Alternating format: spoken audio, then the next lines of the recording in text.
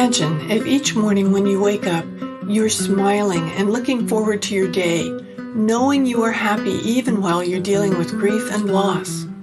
The Grief and Happiness podcast inspires, comforts, and supports you with each new episode. I'm Emily Thoreau-Threat, welcoming you to explore with me your life of endless possibilities.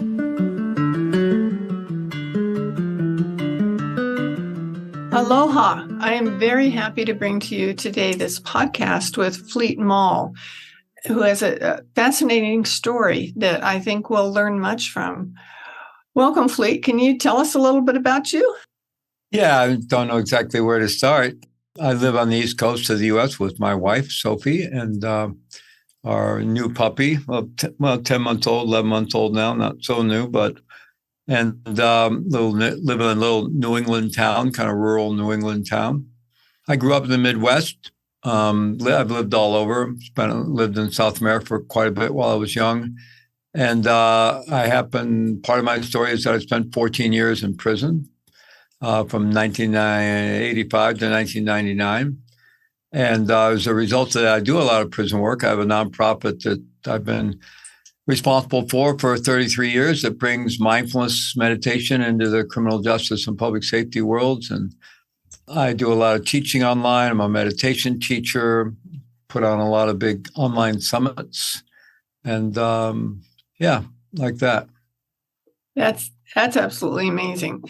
I love the fact that you're working with prisons, because it seems to me like people in prison would be left out of the world of caring and compassion, and when they're not healthy and dying. And I think it's wonderful that there's something that you do for them or make happen. Yeah, I happen to do my time. I was incarcerated in a federal prison on drug charges back in 1985, and I ended up doing my time at the U.S. Medical Center for Federal Prisoners, which is the maximum security hospital in the federal prison system. And it was the height of the AIDS epidemic, and men were dying in terrible conditions there from AIDS and many other illnesses as well. And I, with another fellow prisoner, we started the first hospice program in a prison anywhere in the world that we know of. And that became a big part of my life during that journey, and continued to be. So that's been another major involvement of mine, is end-of-life care and hospice work. And, interestingly, I know that this, at least in part, the subject of your podcast has to do with grief. Been, a fair amount of research around grief with people who are incarcerated. And, they really are suffering from multiple kinds of grief. I mean, just getting locked up, there's already a tremendous amount of loss, obviously loss of your freedom, loss of being connected with your family, loss of your position in the world. There's a kind of what sociologists call a social death that you go through. You've lost your position in the world. And then, of course, we were working with men who were, receiving terminal diagnoses in prison, suffering from one illness or another. So there you are, already in prison, having already suffered a lot of loss and this kind of social death. And now you're suffering anticipatory grief over the possibility of losing your life and ending your life in prison. And so it's really, kind of multiple compound grief. And so a lot of that work in supporting men who were dying was really helping them, work their way through that as best we could. Our role was to be a helping friend. But we did a lot of training, and we did a lot of training around grief and working with grief. So a lot of that work had to do with that, as well as the families, are really struggling because their loved one is dying in prison. They have very little access to them. The person has very limited, no options around their care.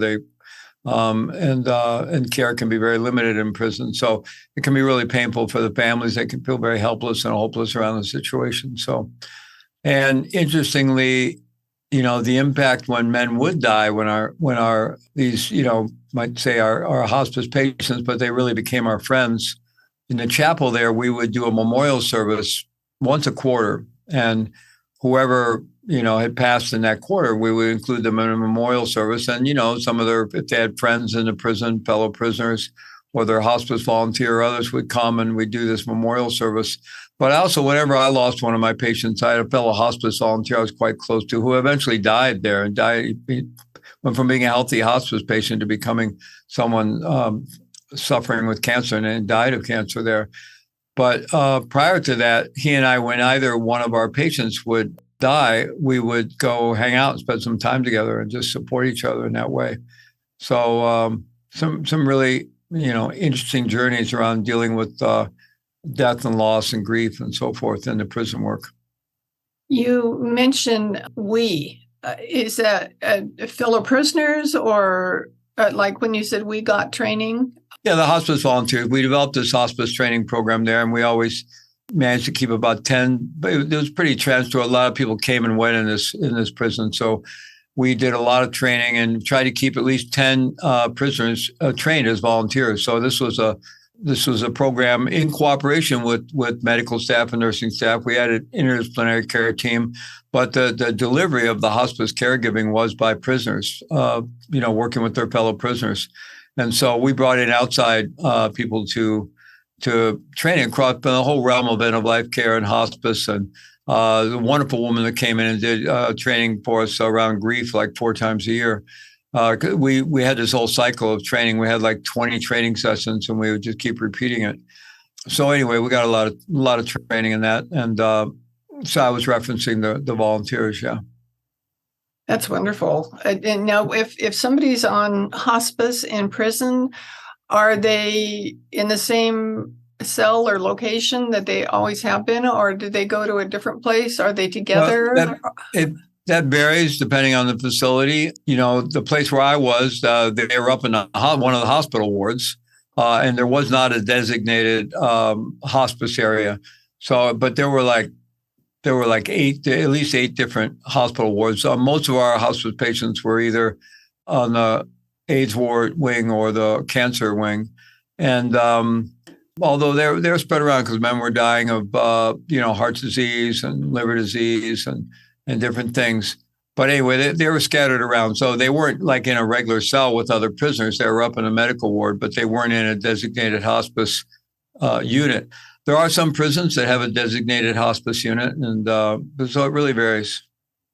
So they had like one-on-one with the hospice volunteer? Is that how that worked? Yeah, we would go up and spend time with them, and sometimes help them eat if they weren't able to eat on their own, help them communicate with their family, take them down to out to the yard to get fresh air, to just get off the hospital ward, to go down to the chapel for religious services. We would bathe them, and we did all the hands-on care. We didn't do any medical care. We weren't giving meds or taking vitals or anything like that. But we did all the other kinds of care.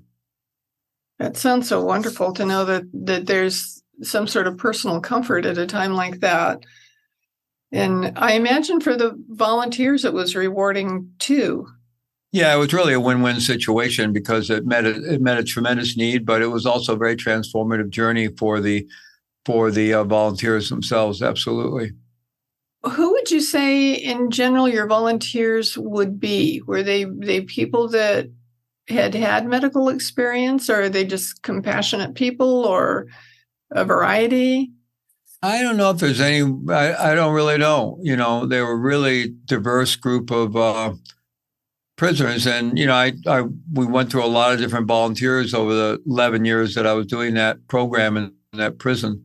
So they were from every kind of criminal background, every ethnicity, every religious background. They just maybe were looking for something meaningful to do. Yeah. What motivated you to create this program? Well, when I arrived at that federal prison, I was just shocked by the amount of suffering there. And the AIDS epidemic was really gaining steam. And they were bringing all the AIDS patients from other federal penitentiaries to this facility. And there was a lot of fear around it at the time. And they had the AIDS patients locked back in a secure ward in the mental health wing because for their own protection, because the general population of the incarcerated had a lot of fear, and they thought, the government's just experimenting on us to see if we catch AIDS, and they hadn't really done much education yet at all. And so I just started reaching out. I just became concerned about their plight. I was involved with a service organization that used to show movies up on the medical wards, and I was taking the projector back to these locked wards in the mental health unit to the AIDS patients, and I just became concerned about their plight. Started reaching out to outside organizations, and then I met another prisoner who had a similar interest, and we started talking to staff about could we start a program, and the answer was no for a long time, but we persisted, and we were able to finally get it going. That's amazing. Did they have, in general, do they have hospice programs in most prisons, or? Well, they didn't have any then. This was the first one in the world that we know of. But as a result of our work, and I later started National Prison Hospice Association to get that model out into the world, there's roughly around 75 or 80 hospices in state and federal prisons in the U.S. of one kind or another, as well as more internationally. So it's became a whole movement. And there's been, major conference work done on it, and work within the National Commission on Healthcare and Corrections, and the American Correctional Association, U.S. Public Health Service, and the National Hospice and Palliative Care Organization. And we've been involved with all those organizations building that movement. Yeah. And are you still involved now? Yeah, I'm not doing direct caregiving now. A little training here and there. There's actually some people working on a film that about the prison hospice movement, and for that film, I think I'm going to go in and lead a training for inmate volunteers in a Connecticut prison. But it's not a major focus of my activity right now. When I got out, I got very involved in end of life care altogether. I was on faculty at a program called Being with Dying at an institute in Santa Fe, New Mexico, for quite a few years, and then I was at Naropa University on faculty for 10 years in Boulder, Colorado. And there I started the Center for Contemplative End of Life Care. And we did 6 national conferences, and we had a professional certificate training program. So for the first 10 years that I was out, I was very involved in training people to do end of life care from a contemplative perspective. But, since moving to the East Coast in 2010, I haven't been as much focused on that work. I'm much more focused on the work that we do in the criminal justice and public safety fields. I spent a lot of time training correctional officers and police, other first responders, probation and parole officers, as well as bringing programs in for the incarcerated folks. So that's a big part of my work. But I'm also, another major part of my work is being a meditation teacher and a seminar leader, and providing transformational education online through courses and summits and so forth. So I'm kind of all over the place. But at any rate, the prison hospice care and our hospice care in general has not been a primary focus for the last 10 years or so. Not for any other reason than just, things shifted in my life. Were you able to do meditation programs in prison? Yeah, I led a meditation group for 14 years that I was there. Wow. And out of that started Prison Dharma Network and Prison Mindfulness Institute. And we have programs in prisons all over the world now. Mm-hmm. Wow. I just think mindfulness and meditation in prison, just that could change the world alone, I would think. Well, it helps anyway. We just did an online summit, a Prison Mindfulness Summit, and we had, some wonderful speakers who were doing that kind of work in prisons and jails all over the U.S. So it is a big movement. It was kind of suppressed during the pandemic because the prisons wouldn't let people in for reasons of protecting staff and prisoners from getting COVID-19. But it's starting to open up again, and we did this summit to kind of open up the field and get it going again. And it's an interesting world to work in terms of, because it is a world of loss of all kinds and a lot of grieving and so forth, and being able to have a transformational relationship with that. Otherwise you would burn out, right? Yes. I've had a tremendous amount of loss in my life, and I had a lot of loss right around getting out of prison. I lost my father 5 months before I got out of prison, my mother 5 months after I got out, the woman who'd been my girlfriend prior to being in prison, but we weren't romantically involved, but she was my best friend, died a year after I got out. And so there was a period there where I don't think I would have done direct hospice care at that point. Had too much loss. I needed to take care of myself. And then I lost another partner in cancer in in 2008. And very sadly, I lost my son 2 years ago, my son Robert. So I've had a lot of loss in my life. It's definitely been part of my journey. And trying to figure out, yeah, I mean, loss is very much part of life, as you know. And so, you know, you can really get knocked down by it. It can be really disorienting. You know, it's one of the things that most demonstrates to us that, you know, we're not, ourself is not, you know, limited to the skin encapsulated body. You know, we live within a matrix of relationships. That's where we really live. And so when we have major losses, it's like, who am I, right? There's this period of, you know, really disorientation, destabilization of who we are and our place in the world. And it takes quite a while to kind of reweave that matrix of our relationships and our sense of who we are. And so, you know, it's very much part of life.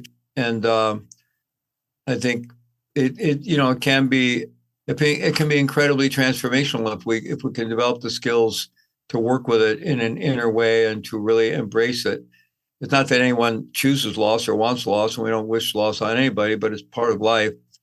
And losing a son, losing a child is not supposed to happen. It does happen to millions of people, obviously, but you know, you always think, you know, they're going to survive you, and so losing a child is incredibly painful. But you know, when there is a loss like that, then you're kind of at a choice point. You know, are you going to find some way to embrace that journey and grow with it, or are you going to kind of let it knock you down and end up living the rest of your life in some kind of sense of being victimized by it and really debilitated by it? So you know, it's always a choice that we're at, and and you know, it can be a really tough choice to make. It's really tough pulling us out, sometimes pulling ourselves out of, you know, depths of depression. When I lost both my parents and then I lost my friend Karen a year after I got out of prison, that was the first time I think I ever experienced a really depression in my life. I mean, all those years in prison, you know, it was right. Depression was kind of like, it was kind of right there, and I just made a choice not to go there. I just was not gonna. But you know, actually, after Karen died, there was a period of like 4 months where I could barely get out of bed. I kept working. I had to work, but I could barely move. It was like I was swimming through a sea of mud, right? And you know, if I didn't have to go somewhere that day, I wouldn't even get dressed. I just couldn't move. I couldn't think. I was like, I forced myself to keep going and working, but it was the first time I'd really experienced that kind of depression. And fortunately, after about 6 months, the physical aspect of it lifted. And but yeah, it's I think it's very much part of our human journey, and our possibilities in life have a lot to do with the extent to which we're willing to embrace it. That's well said. I would love for everybody to get that message, that paying attention. I know of the whole loss because I suffered lots of loss and a lot close together. And I realized I had a choice. I could fall into that deep, dark place, or I could do something to transform myself. And so I found it very transformative to me. And I can honestly say I'm happier now than I ever have been, which kind of shocked me the first time I realized that, because you always think you're going to like be with somebody forever. Your family's always going to be around, all that sort of thing. When they're all gone, it's kind of tough, but I'm still happy now because I am constantly doing things that I can see how it helps other people. I've often thought about prisoners, and not that, as you said, they have lots of different kinds of loss, but one of the losses I can just imagine, if you're in prison and your loved ones are outside dying, and you can't say goodbye, you can't do anything about it. Yeah, it's really tough. And, you know, typically, if you lose a loved one while you're in prison, a chaplain comes up and lets you know that somebody died, right? You know, but then there's really not a lot of support or much help generally. And, you know, it can be really tough. My grandfather, who I was very close to, died while I was in prison. And I really remember that when the chaplain came and got me and told me that. You know, what going through the pandemic, that really reminded me of that whole journey and experience, because I was seeing, you know, as we all were in the first couple of years of the pandemic, all these people dying in ICU wards, on ventilators, and their family having no access to them.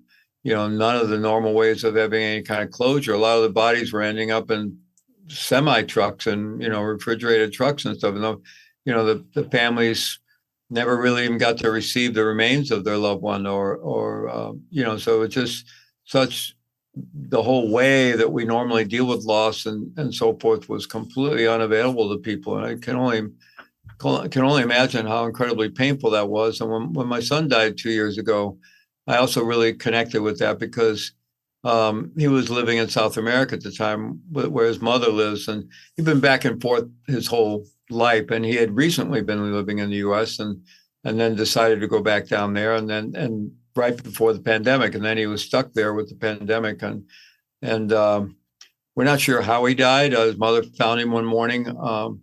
He had seizures because he had a head injury that he incurred in Peru and a beating he received in Peru. I don't know what happened. He was in the wrong place at the wrong time at some club late at night. And in 2008, and I got down there the next day. He was in a coma for 10 days. That was a whole journey. He was kind of out of control with a frontal lobe head injury for 6, 9, 10 months, and then finally became himself again. And that was all happening while my then partner was dying of cancer, right? That was a really tough time in my life, but he eventually was fine. But then 5 or 6 years later, he started having seizures because of the scar tissue in his frontal lobe from that injury. And so, sometimes he would wake up like around 5 a.m. with a seizure, and the seizures won't normally kill you, but they can trigger a respiratory event or a heart attack. And so we're almost certain that it was seizure related. We don't know. He could have had COVID. We don't know. But anyway, his mom just found him one morning and he was already gone. And but at any rate, I wasn't able to go there. You couldn't travel then. Peru wouldn't have let me in if I tried to go there. It was all completely closed. And the authorities insisted on him being buried the very next day because of COVID. And so I really, had a sense of what so many people were probably going through with losing their loved ones and not being able to, have any connection of any kind of normal connection or go through any kind of normal memorials. Or, we did do an online memorial on Zoom for my son, but that hundreds of people came to from my family and his family. There were a lot of people there from Peru and people from all over the U.S. And it was a wonderful event.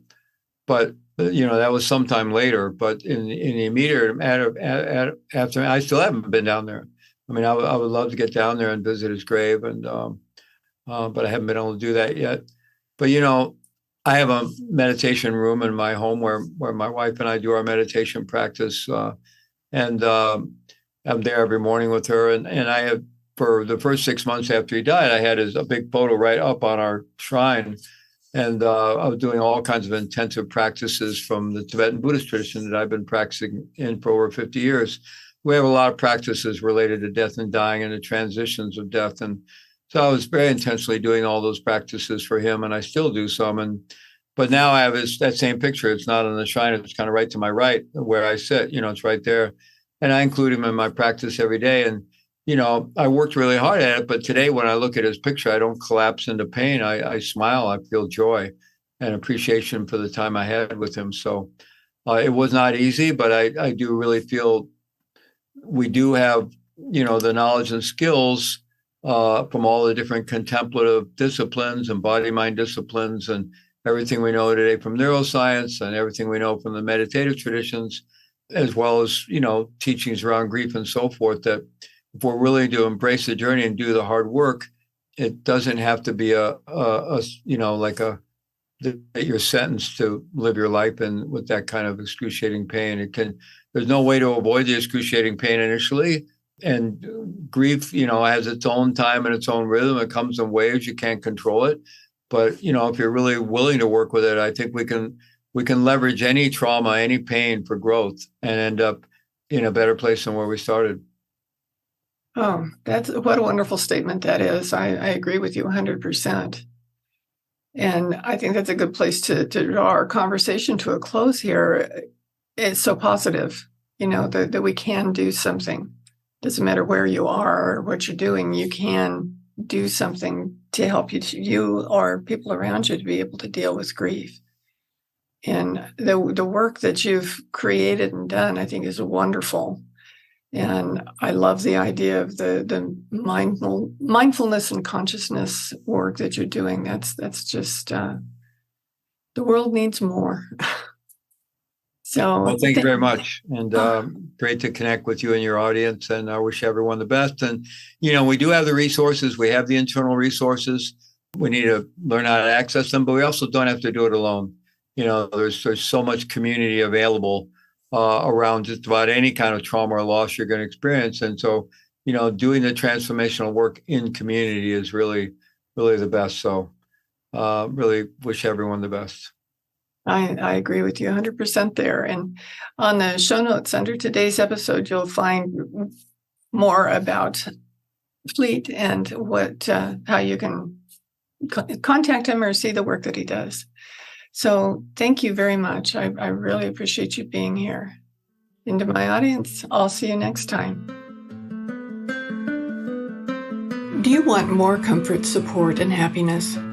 Join the Grief and Happiness Alliance.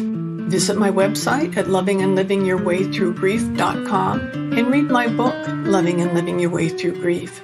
Be sure to subscribe to our podcast, rate it, review it, and binge on all our episodes on grief and happiness. I can't wait to welcome you back to another episode